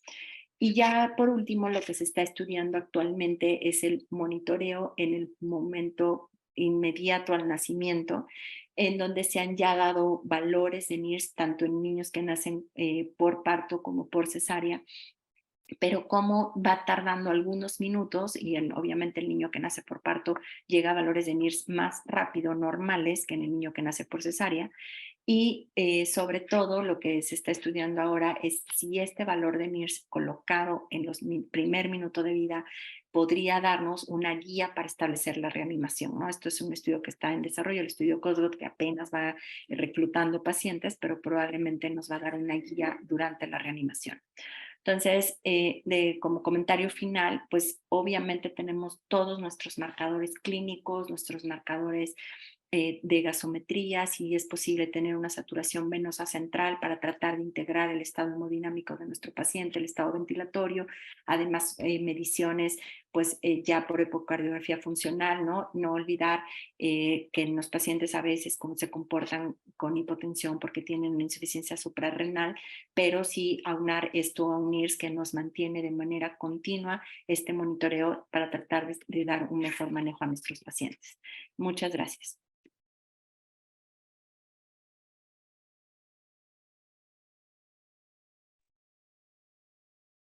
Muchísimas gracias, muchas gracias, Dené, muchas gracias, Caro, excelentes ponencias y salimos bien al quite con un problema técnico, pero bueno, creo que este es un tema fundamental y siempre atrae mucho la atención y sobre todo porque es un recurso que ya está disponible, ¿no? Entonces hay que saber que ya está disponible, que si bien sigue siendo la cuestión económica un problema, pues saber que hay que conocerlo y solicitarlo cuando se pueda. Para dirigir la sesión de preguntas y respuestas nos acompaña la doctora Pili Holguín, que todos ustedes conocen, que es nuestra vicepresidenta, y también la doctora Eunice Serpa, que es neonatóloga y que también hizo el diplomado en valoración hemodinámica y ultrasonido en neonato críticamente enfermo, y además del grupo que existía en el Hospital Infantil de México, era la más interesada en NIRS y tomó ahí varios cursos. Entonces, bueno, pues ellos van a llevar las preguntas y respuestas. Buenas noches, muchas felicidades a las dos, fue una excelente ponencia. Tenemos muchas felicitaciones en el panel de diversos países, Bolivia, Perú, etcétera. Y pues vamos a dar comienzo con las preguntas. Una de ellas nos habla si nos podrían reiterar justo la ubicación donde se deben de colocar los electrodos, tanto cerebral, renal y mesentérico. Bueno, creo que ya hay como cada vez más evidencia, justo sobre todo en los neonatos muy pequeños. Lo ideal siempre es usar sensores neonatales, ¿no? Que eso a veces no hay en todas las unidades, porque el problema del sensor neonatal es que viene con todo el cable integrado y es un sensor desechable, ¿no? Entonces eso también incrementa su costo. Pero lo ideal, por ejemplo, en población pediátrica es colocarlo hacia hemisferio derecho o hacia hemisferio izquierdo, Pero cuando se hace esto en neonatos muy pequeños, podemos tener mediciones que inclusive llegaran hasta el lóbulo temporal, y entonces esto no nos daría una adecuada medición. Entonces sí se refiere colocarlo sobre todo a nivel frontal cuando el neonato es muy pequeño. Y a nivel renal, lo ideal sería colocarlo más o menos a nivel de L2, L3.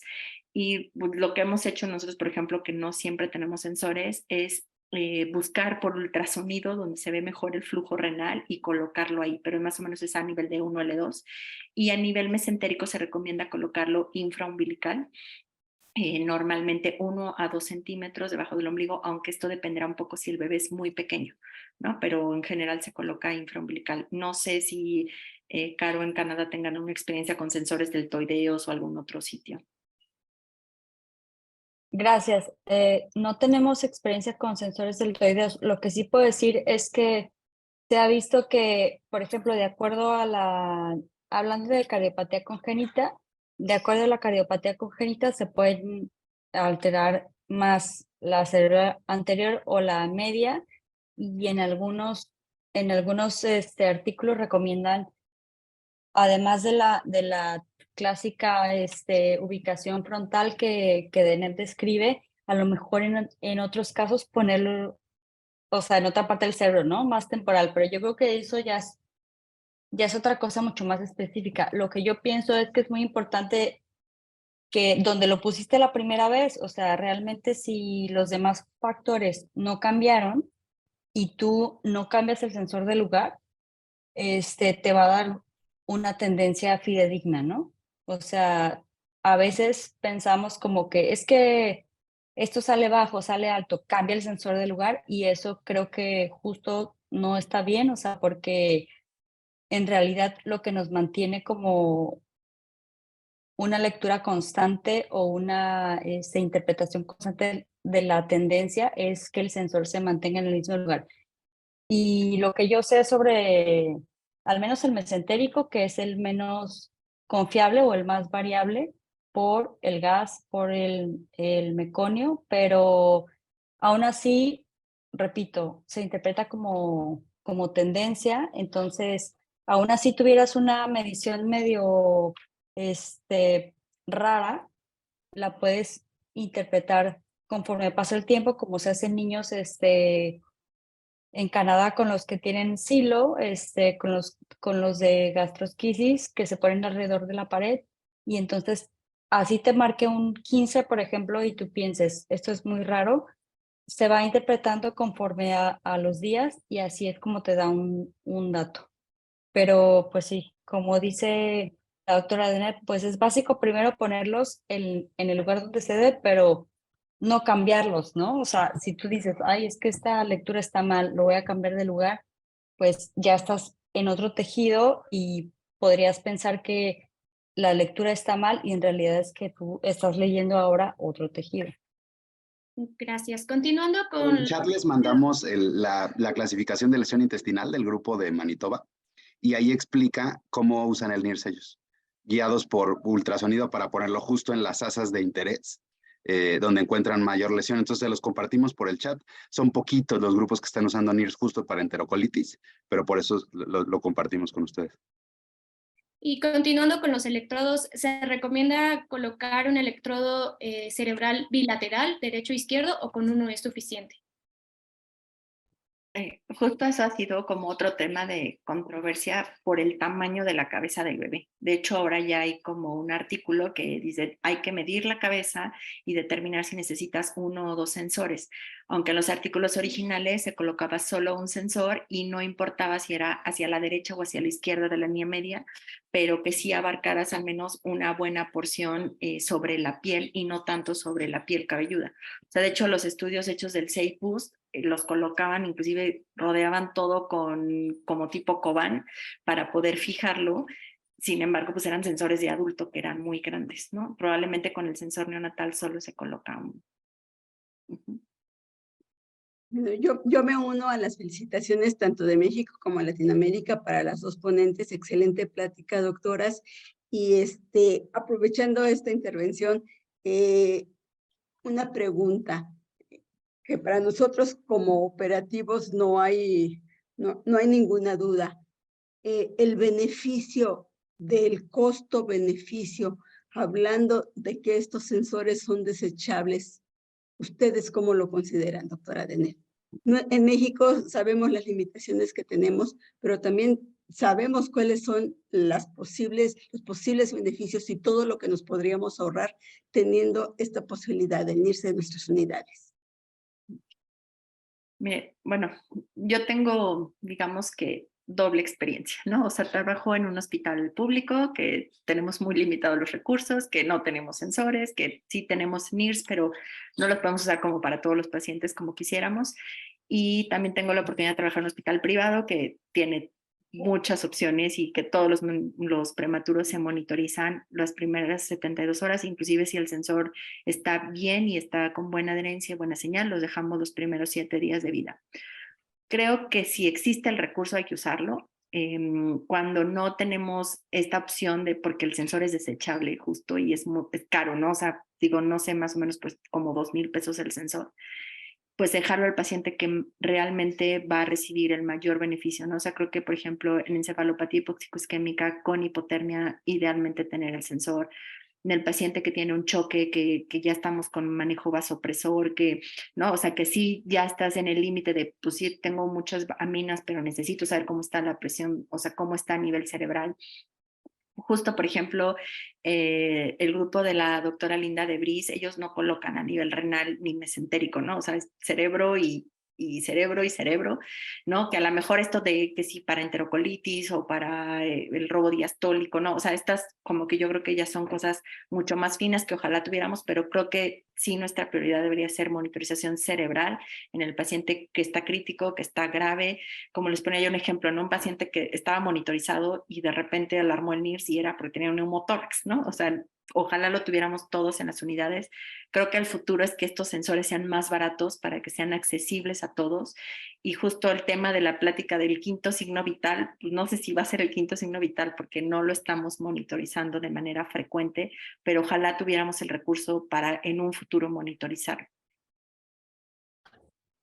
Yo, si me permiten, como dice Deneb, yo encontraría 3 poblaciones. Una, sin duda, encefalopatía. O sea, los primeros, ¿no? O sea, ellos sin duda deben tener monitorización NIRS. Los segundos, para mí, porque estoy muy en este tema, los de cardiopatía congénita. Y los terceros, un prematuro extremo para evitar hacer intervenciones innecesarias.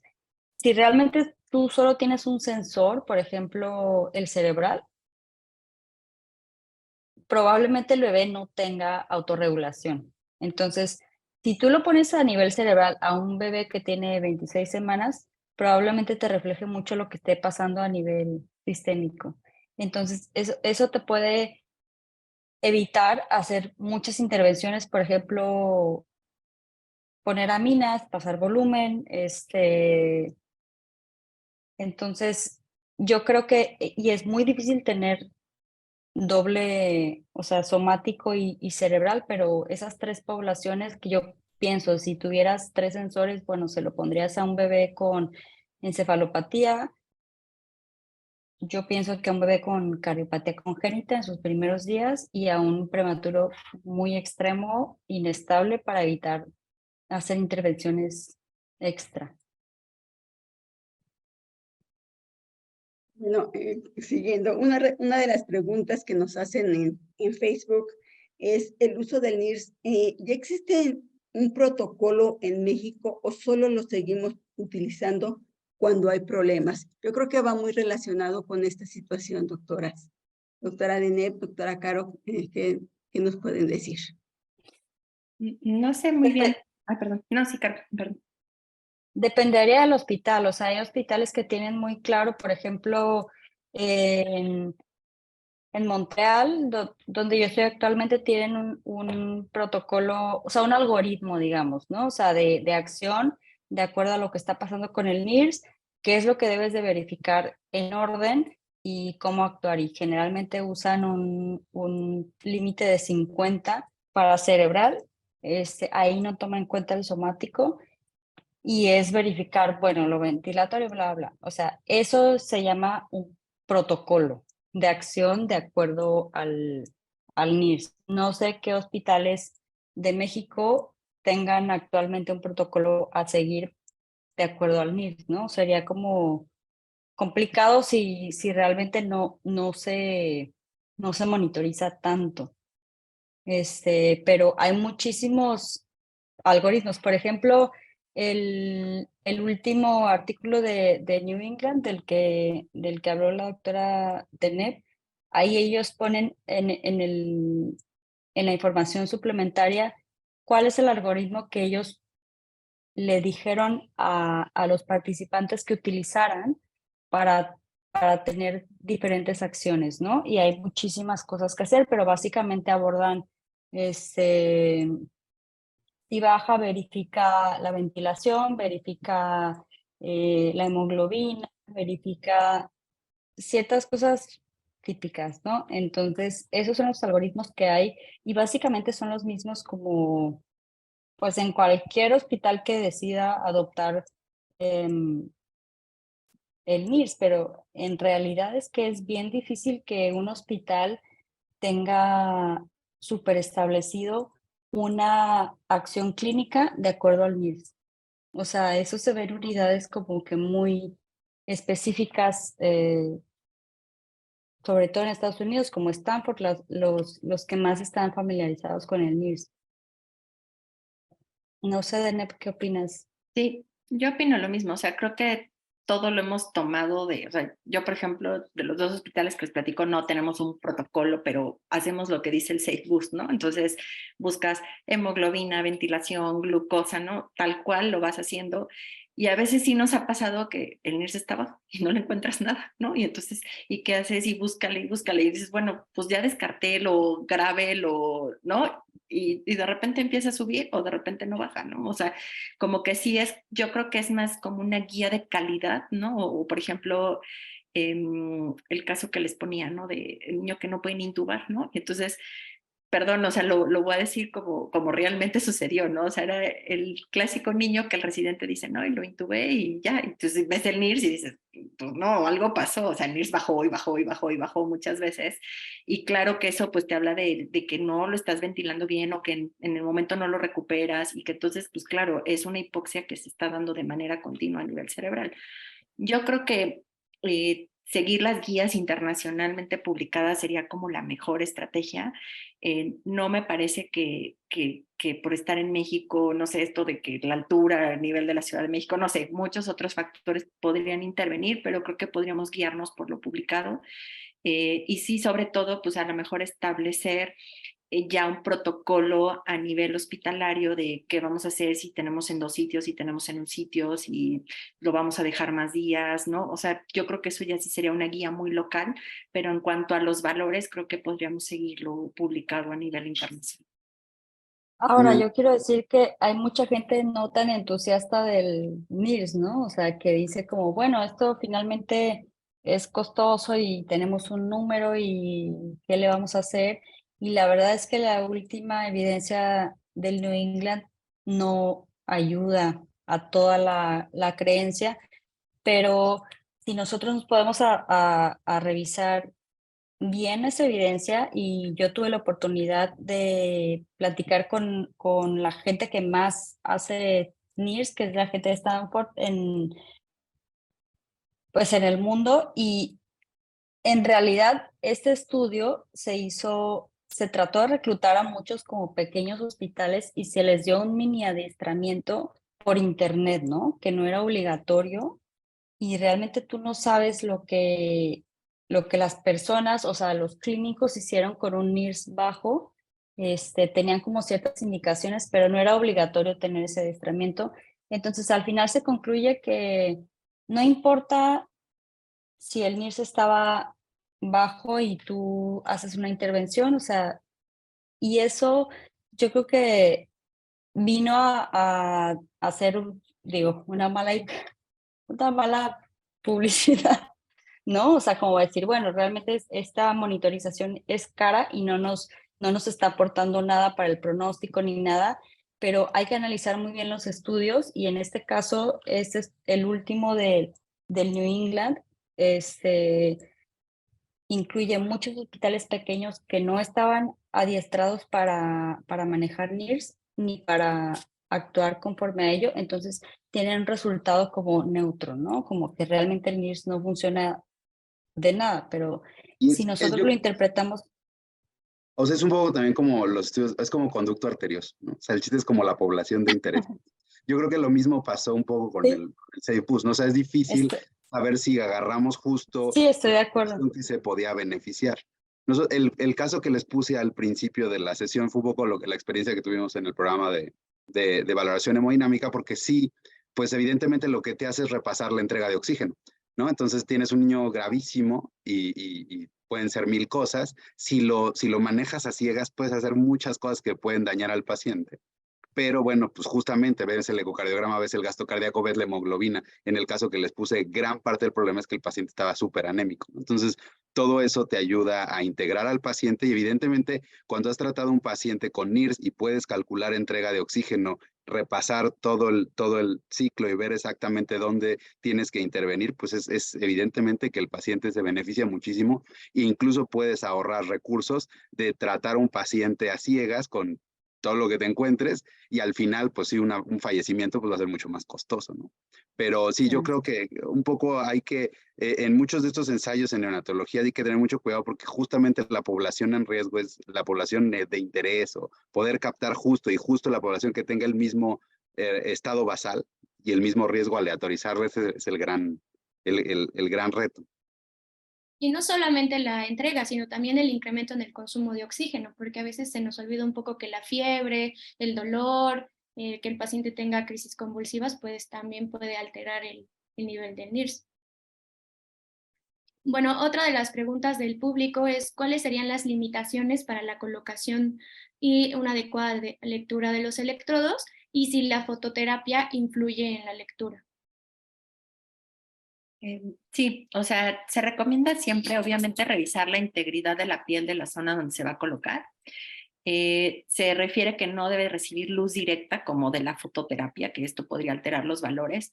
Inclusive, por ejemplo, en piel muy oscura se ha referido que probablemente exista una variación en la medición. O, por ejemplo, lo que comentaba Dani, en valores de hemoglobina muy bajos, no se sabe qué, o sea, cuál es el umbral para, igual que en los oxímetros de pulso, por ejemplo, en cardiopatías congénitas, a partir de qué umbral ya no es buena la correlación sobre esta entrega de oxígeno a los tejidos y eso tampoco lo sabemos mucho en el periodo neonatal. Pero sí, por ejemplo, nunca colocarlo sobre un cefalohematoma o algo que no va a penetrar justo el rayo estos 2 a 2.5 centímetros y entonces te va a dar una medición del edema, ¿no? Entonces, creo que esos son como cosas fundamentales.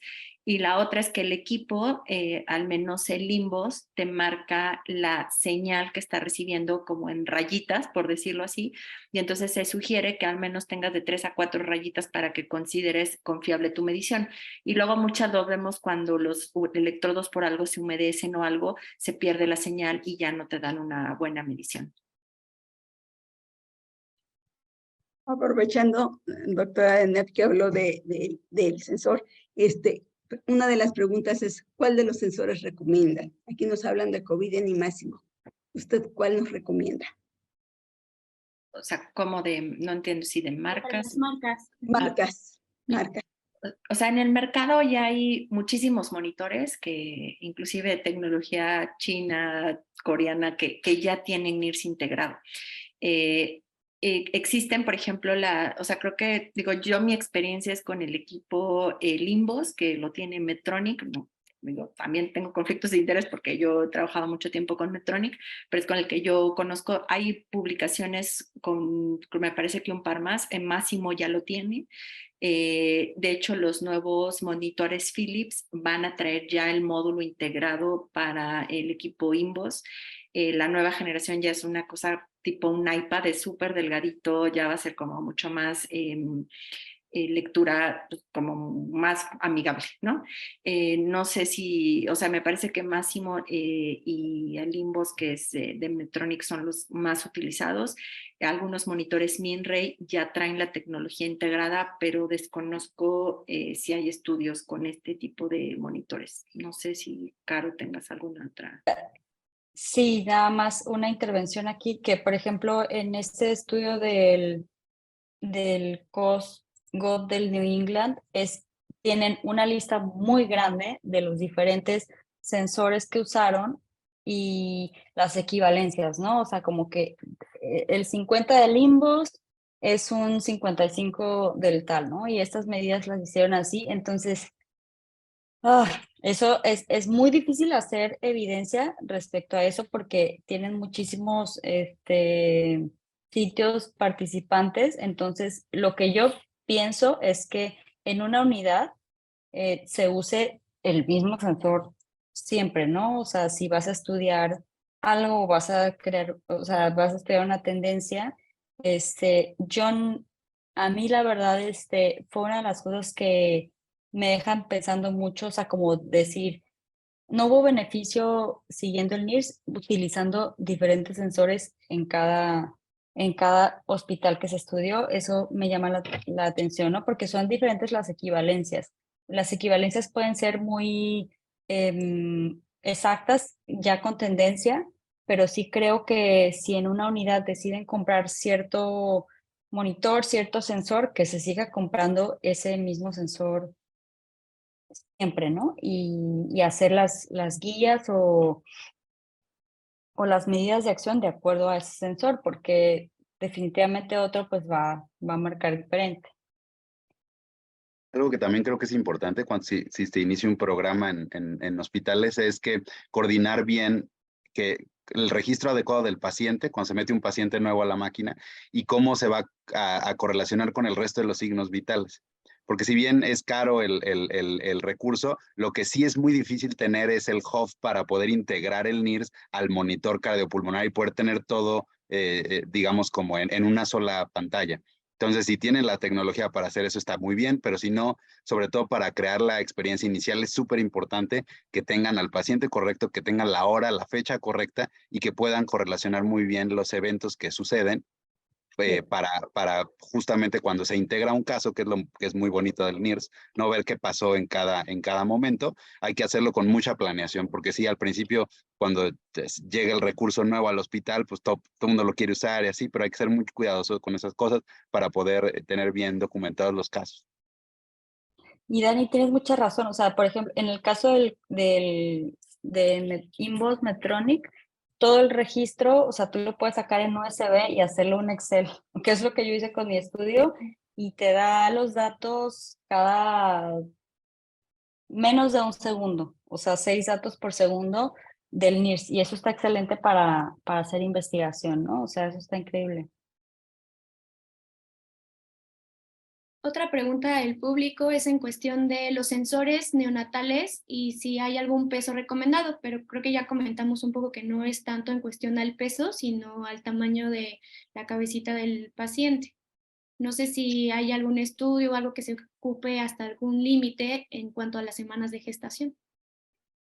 El único comentario que yo tengo es sobre un bebé que, al menos que yo que vi en la unidad de 22 semanas, que hay temas respecto a la piel, ¿no? O sea, el bebé está dentro de la incubadora y hay cierta preocupación porque la incubadora genera calor y el sensor tiene como gel y que si se pudiera derretir y generar quemadura. Entonces, en ese momento, o sea, no se permitió poner el NIRS por esa preocupación. No sé si alguien tenga, o sea, como que mayor información, porque generalmente está como para bebés de término, ¿no? Con encefalopatía, que pueden tener la cuna, o sea, tienen la cuna abierta o incluso están en hipotermia, ¿no? Pero bebés que están como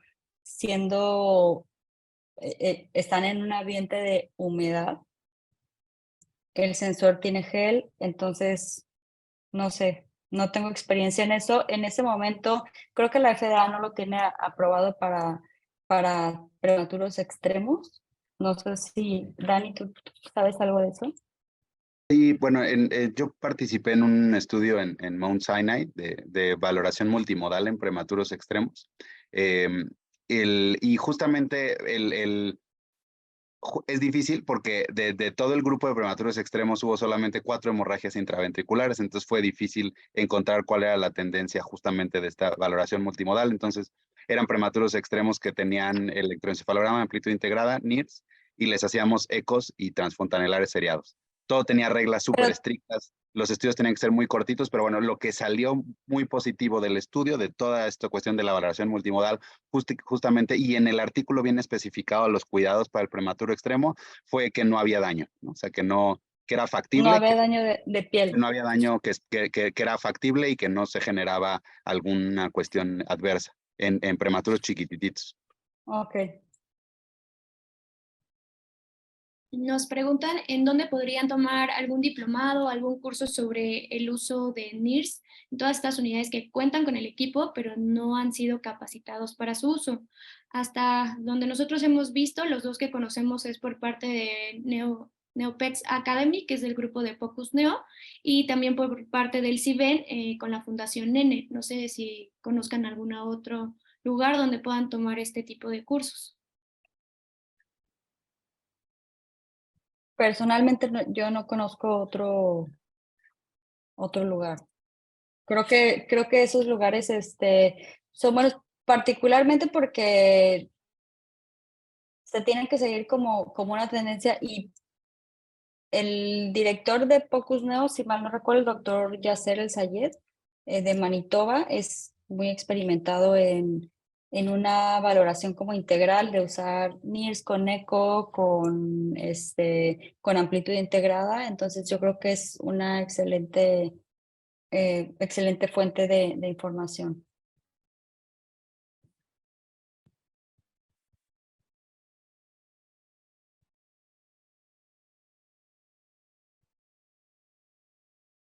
Muy bien, pues creo que estamos ya sobre el tiempo y fue una discusión muy fructífera.